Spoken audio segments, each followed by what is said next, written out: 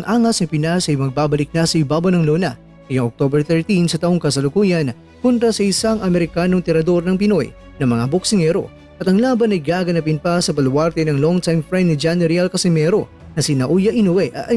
longtime rival pala at yan ay walang iba kundi sa bansang Japan. Kaya naman, huwag mag-alala dahil isa sa mga spokesperson ng Team Casimero ay nagbigay na ng kasagutan kung talaga nga ba na ang boksingero ito na ang makakalaban ni Casimero. Kaya tara, kwento na!